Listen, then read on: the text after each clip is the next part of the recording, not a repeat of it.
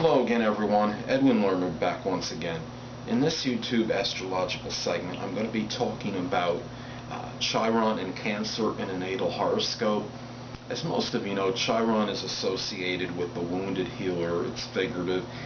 It's an area in life where we feel strong wounds, and figuratively speaking, not literal ones, but we feel some sorrow, despondency in this area, and a sense of lack, something that wasn't fulfilled in our life is what it represents, that particular area that wasn't. And we often overcompensate by emphasizing or accentuating this in others. We might, in other words, we feel an inability to help ourselves in a certain area, and we overcompensate by doing this, helping others in this way, because we lack this, and I guess by nature we're going to overcompensate for this by doing this strongly for others what we can't do to help ourselves and be beneficial to us. So with Chiron in Cancer, one obvious conclusion is that this person might not have felt nurtured, felt emotional support from family. Maybe they felt the parents weren't demonstrative as much as they should be, didn't really weren't there for emotional or moral support. Maybe they feel they lack sympathy and compassion. Maybe they felt something in their home was dissident or was not really the way that they really wanted it. There was something lacking. Maybe from the parents, they didn't feel like they were receiving the love that they needed to.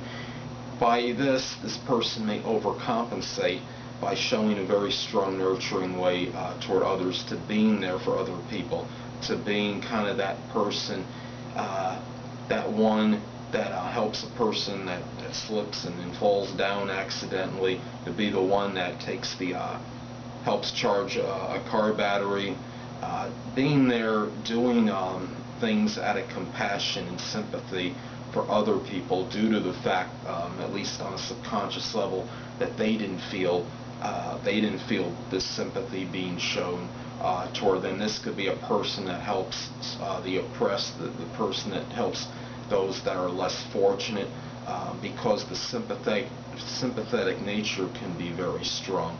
One thing about this placement is that obviously we look at the house is very strong, what we have to look at, because by sign, Chiron stays in a sign for approximately 4 to 5 years on average. Almost like a generational planet. But you look at the house placement, and this is where it's a little bit more significant. So if we take Chiron in Cancer, for example, say it's posited in the 3rd house in a person's horoscope, this person might feel compelled to nurture people through communication. Perhaps if we look at this, say if we take Chiron and we put it in the 8th house, this could be the person that might feel compelled to show sympathy toward others, to be nurturing, perhaps in helping others in terms of maybe transformation, regeneration, or a strong change of some sort. This could be someone that could be like a crisis counselor, maybe, for example. So obviously the house placement is essential where Chiron in Cancer is placed. So basically what this boils down to is that they feel, people with this placement may feel a lack of love in their life. And on maybe a stronger negative side, this could lead to some kind of secluded habits, or being kind of reclusive, or striving for periodic states of isolation. And if this is the case, this can almost become like a vicious cycle to some degree, because if somebody does, they go to their home or as a place of sanctuary, and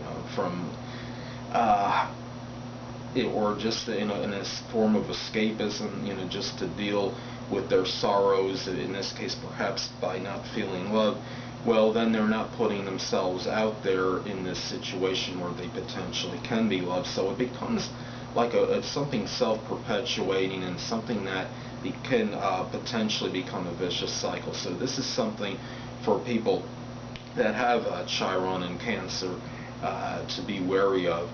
So this is something where people they may feel so strong to show that love and to show others that that they have sympathy and that they have these feelings of wanting to help others, being there for somebody, perhaps somebody that was ridiculed and criticized strongly, for example, but yet at the same time may not have